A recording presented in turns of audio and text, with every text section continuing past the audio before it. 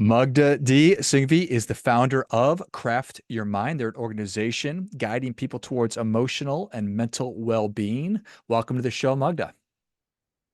Thank you so much for having me. I'm Yeah, really excited to dive in our conversation and share some insights with your listeners. yeah, I'm excited to have you on. Tell us a little bit about your personal lives, more about your work, why you do what you do. So my personal life, my parents who are back in India have been a foundational influence on who I am today. And I deeply appreciate their teachings and support throughout my journey. I'm blessed with an amazing life partner who's incredibly loving and supportive. And together we have a beautiful daughter who's 16 months. And she brings so much of joy and meaning to our lives. Awesome. 16 months. I've got a 15-month-old little girl, and she's a Oh, joy as wow. well. So, Yes, daughters are joy and blessings. yes, I have two boys, and they're also joys and blessings, but not quite as sweet. I don't think I've gotten a single hug from either one of them, but I get hugs from my daughter every day. So it's a different experience. Yes, yes, indeed. Well, I'm excited to get into everything with you. Tell me a little bit more about the work that you're doing. So my journey into emotional healing was deeply influenced by my own experiences when I had recurring challenges in my career and patterns in my relationships. So I realized that if I have emotional reactions to everything, I will always suffer. And to understand and address that, I started finding solutions of how to overcome these challenges and finding inner peace. So, this personal growth that sparked a passion to help others navigated my entire journey. While I was studying for my CA finals, that is Indian CPA, in 2012, I was flooded with a lot of emotions, a lot of thoughts in between my final exams.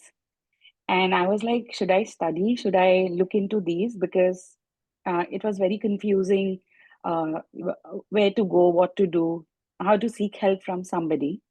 And then that led me to explore graphology, which was my first understanding of human brain and emotion connection. And in between my exams, while I was preparing, I took that class because that break, that journey really helped me, and I cleared my exams in that term. And then I became a chartered accountant, which was again a feather in my cap. But I was like, no, I want to pursue integrated therapy because as I am having these turbulences, I'm sure other people around me are also having these emotional insights, or they are not able to understand what's going on with them and how everything is connected to each other was a beautiful experience for me. So I established Craft Your Mind in 2015, and I had my own institute where I was working with diverse age groups, helping individuals to uncover the root cause of their issues.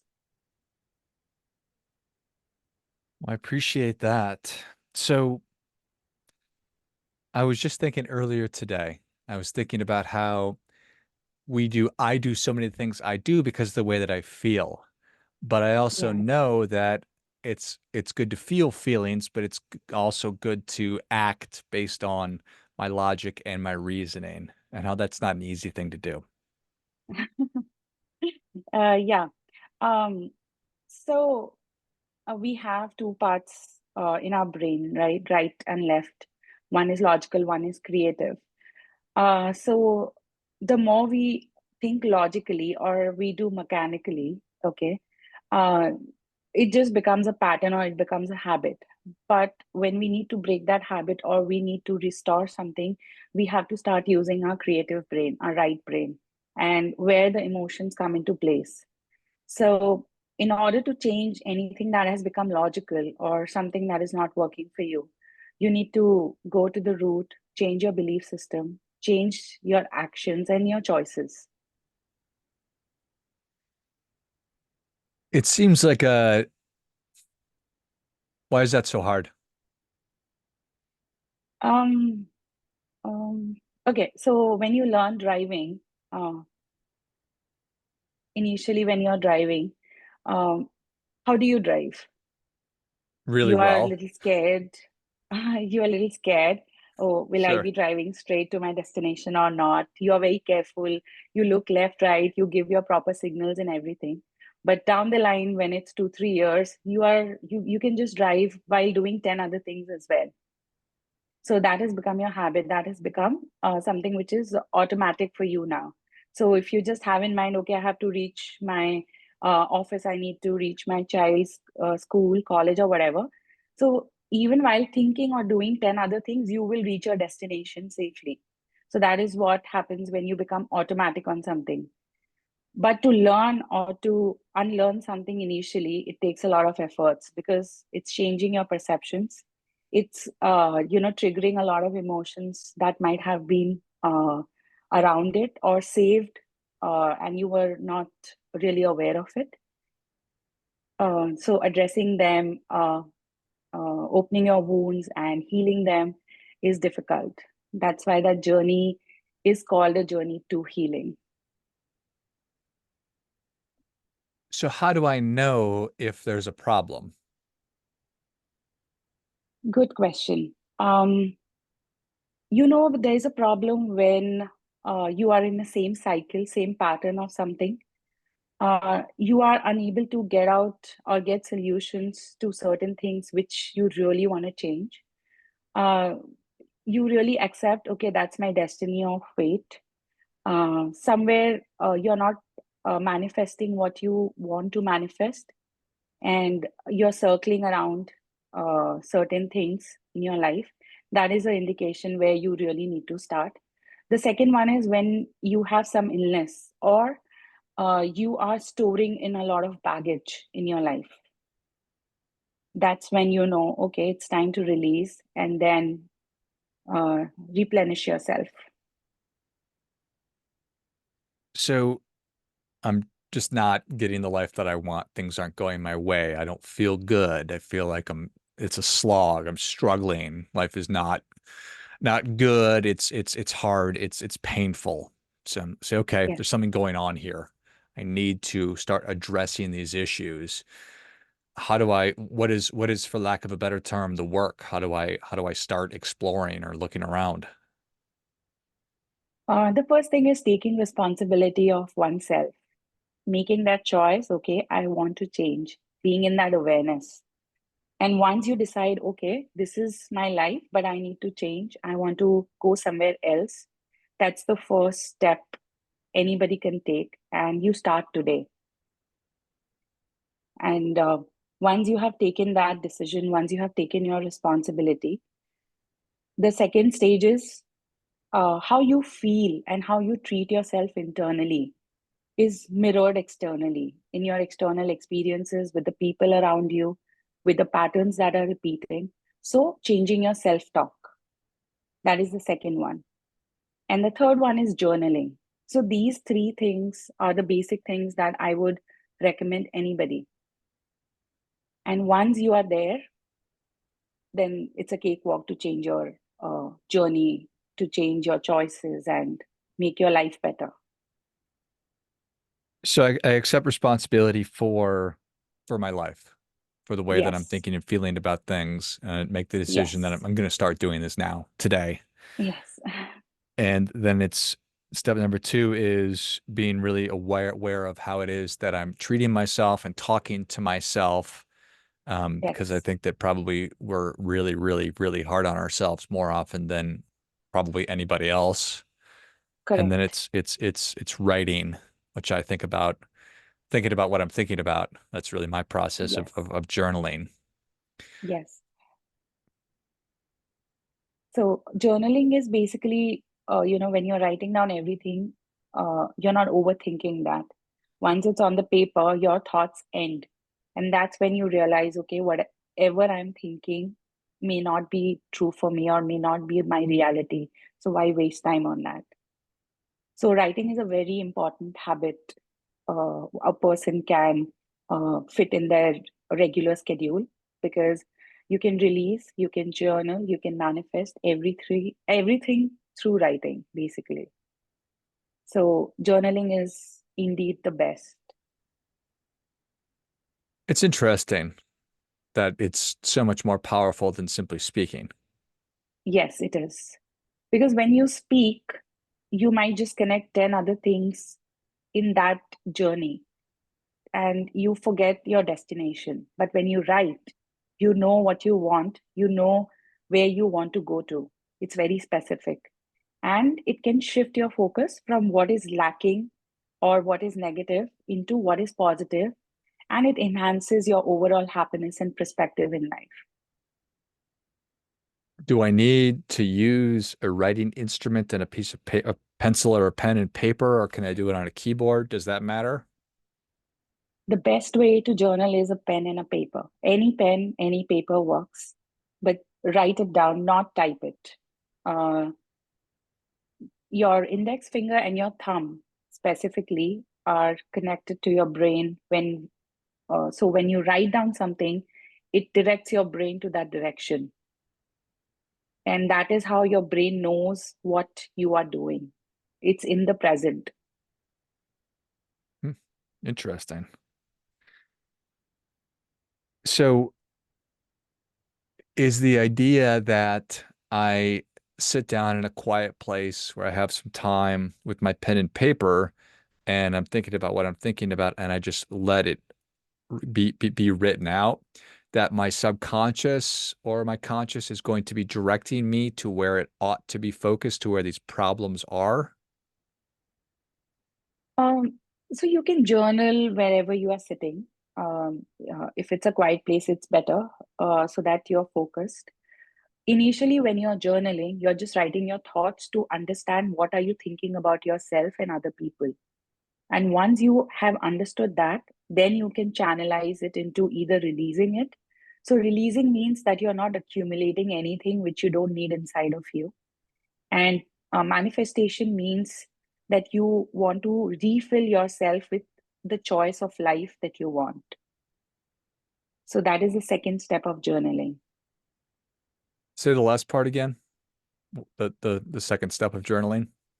The second step of journaling is releasing whatever you do not need in your life, letting go of negative emotions, thoughts, experiences, people, rather than holding on to it.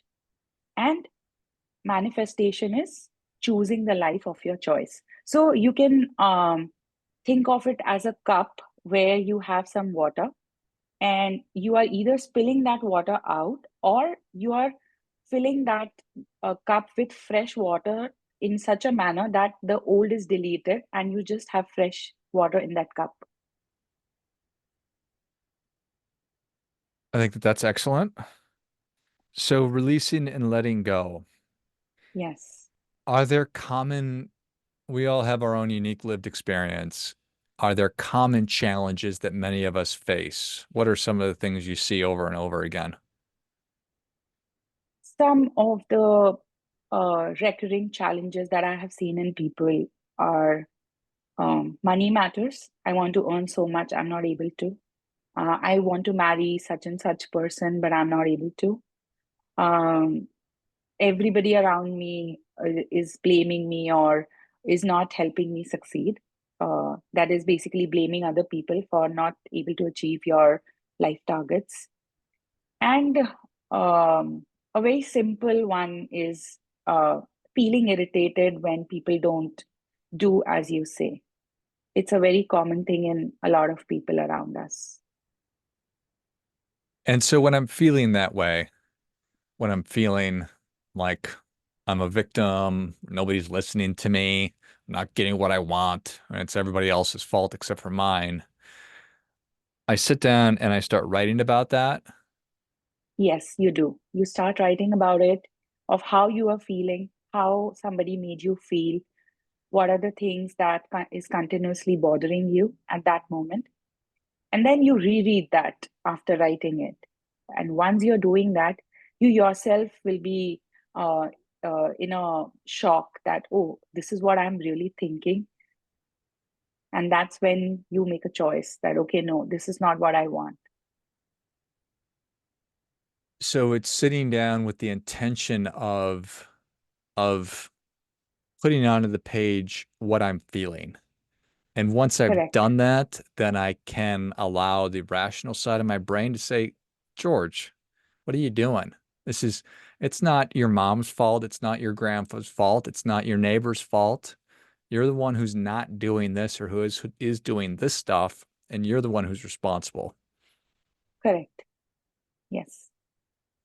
And then that's not what I want anymore. Yes. This is no longer what I want. What I want is whatever it is that I choose to then put in its Yes. place. Correct. Yes. And to reach to that goal, we really have to change our perspectives. We have to change the actions that we are taking, and we need to make different choices. So initially, it's very difficult to, accept that, okay, I'm responsible for my life. So you say, I choose to take responsibility of my life. It's very difficult to let go of old regrets, old times where you have been hurt by other people, some guilt uh, or something which has been impacting you. So you say, I choose to release everything that does not work for me anymore. I So that is imagine how you start making choices. so I'm operating automatically, even though it's not what I want. I'm doing what I've Yes, always done and I'm getting what I've always gotten. And so I make the decision, I take ownership. I'm saying this is going to start today. I'm going to start talking to myself in a more charitable way, nicer way. And then I'm going to start writing down what it is that I'm feeling, recognize that it's not what I want, releasing and letting go. And then I'm going to start acting in a manner that's going to get me closer to what I want. calmer. I'll not say that you will have a magical, shift completely, but you know that, yeah, you have started a journey, and then you'll be very excited and you'll just start exploring different avenues of how to grow, unlearn, and learn, because that's again an important process where you unlearn and learn new things in life. That makes a lot of sense. And it really reinforces the importance of a positive self-talk because very rarely, I'm sure, do we see immediate results. And within 15 and 20 days, if I'm consistently giving myself grace to say, okay, we're going to keep working through this, keep working through this, you're going to see progress. And so it makes sense Yes, why you need to be focused on that. yes. Um, Fair to say or to think about feelings as evidence that there's still more work to be done. Mm. Okay, so I'll explain in this manner. The trauma, the hurt, the pain, the wounds that we have been carrying, it's coming from a lot of ancient times, from our tribes when we were living in tribes. So healing is never complete. It's just that you are healing your wounds, you are manifesting a different level of your life. And then there are new triggers, that there are new things that come up, and you work again. By the time you reach that level, you're already in an experience zone where you know how to take care of yourself. So you will not melt down easily. You know, okay, this is how I can collect myself and move ahead. So healing and manifesting is a part of your life which will keep on going. So there'll be phases where, it will be very um, calm and quiet and everything. And suddenly one day you'll be like, you know what? This is impacting me. So that's something that comes up. It's the new level where you are going. It's just like level of games. So if you treat your life like a game that, okay, this is the level and I'm crossing it to the next, it's just a recurring process. Which makes sense. Our lives Yeah. change. Your life was very different, Yes, it 15, is. 16 months ago Correct. than it is today. And I'm confident it'll Yeah. be very different 15 and 16 months from today, as mine will be as well. So that we need to continue on this path and this journey of healing, Yes. it's very reasonable. So Yes. Because change is constant. And if you don't change, you're becoming stagnant. And if you're stagnant, that means there is no life.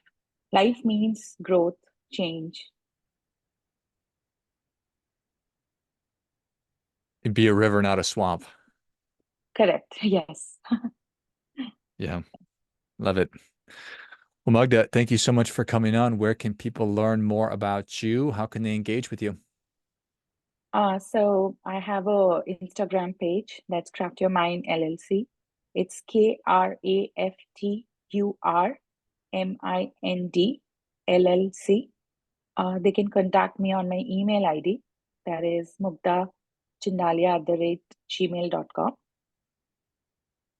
Excellent. So yeah, so I would be posting about my one-on-one sessions and workshops over there. So they can always come and connect with me and know more about the work and the sessions that I take. Perfect. Well, if you enjoyed this much as I did, show Mugda your appreciation. Share today's show with a friend who also appreciates good ideas. You can find her on Instagram. It's Craft Your Mind LLC, KRAFTURMIND LLC. Certainly link that in the notes, and you can reach out to her via email as well and schedule a one-on-one session or check out one of her upcoming workshops. Thanks again, Magda. Thank you so much. It was lovely meeting you and lovely talking to you. Likewise. Until next time, remember, do your part by doing your best.